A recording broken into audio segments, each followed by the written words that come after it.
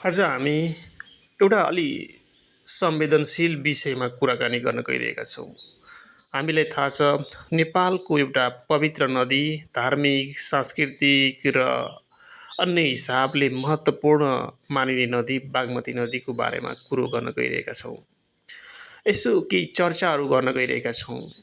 आज हामी बागमती नदीले निम्त्याउने बाढीको बारेमा सानो चर्चा गर्नेछौँ र यस विषयमा यो बाढीबाट कसरी बच्न सकिन्छ, समाधान के हुनसक्छ, दीर्घकालीन समाधान के हुनसक्छ, त्यस विषयमा तपाईँहरूसँग चर्चा गर्ने कोसिस गरिरहेका छौँ। यहाँहरूसँग पनि कुनै त्यस्तो समाधानका उपायहरू छ भने यहाँले कमेन्टमा आफ्नो विचार राख्न सक्नुहुन्छ, ताकि सरकारसम्म अथवा सम्पूर्ण पब्लिकसम्म यो कुरा पुगोस्।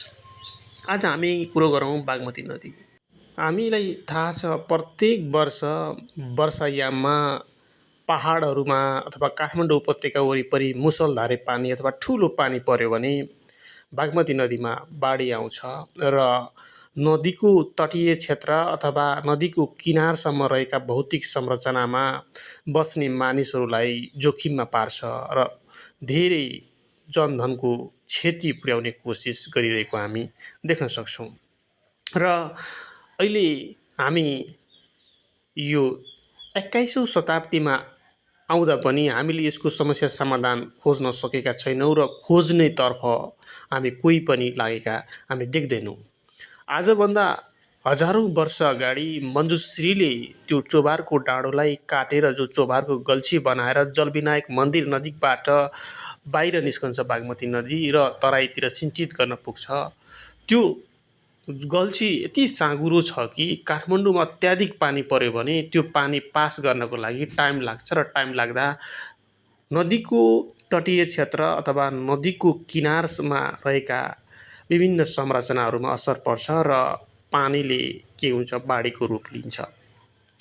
अहिले हामीसँग अत्याधुनिक निर्माणका सामग्रीहरू छन् र हामीले त्यो गल्छीलाई 5-6 गुणाभन्दा ठुलो बनाउन सक्यौँ र साइज गहिरो बनाउन सकियो भने पक्कै पनि बागमती नदीले कहिले पनि काठमाडौँ उपत्यकाभित्र बाढीको रूप लिने छैन।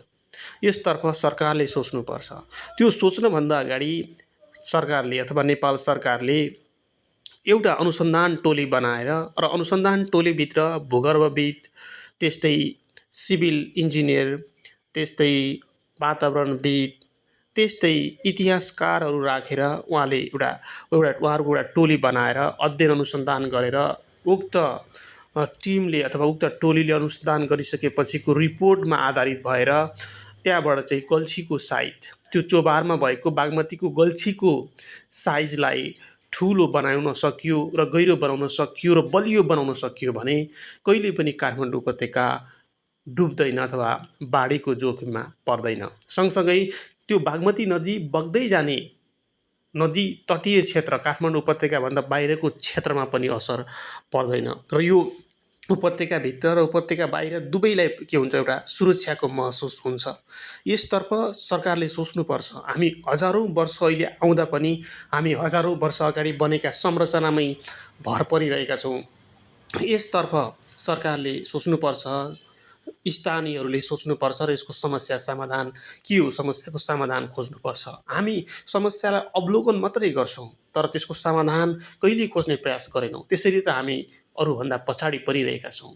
हामी घनीभूत तरिकाले यससँग सम्बन्धित भएर काम गरेर यसको समस्या समाधान गर्ने उपायहरू निकाल्नुपर्छ र यसलाई कार्यान्वयन गर्नुपर्छ भन्ने हामी सोच्छौँ। यहाँले यस विषयमा के सोच्नुहुन्छ? यहाँहरूसँग कुनै त्यस्तो समस्या समाधान गर्ने एउटा कुनै उपाय छ कि?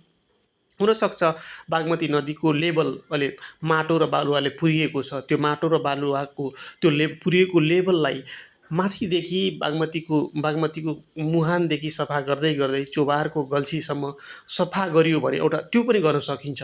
सँगसँगै गल्छीको साइज, त्यो चोभारमा रहेको जलविनायक मन्दिरमा रहेको त्यो गल्छीको साइज एनी हाउ जसरी ठुलो बनाउनुपर्छ र त्यस्तै गर्ने बित्तिकै काठमाडौँ कहिले पनि बाढीको एउटा प्रकोपमा पर्दैन भन्ने हामी सोच्छौँ। यहाँले के सोच्नुहुन्छ यस विषयमा? साथसाथै यहाँले के अपेक्षा राख्नुहुन्छ सरकारप्रति? यस विषयमा यहाँहरूको आफ्नो धारणा पनि व्यक्त गर्न सक्नुहुन्छ। हस् त।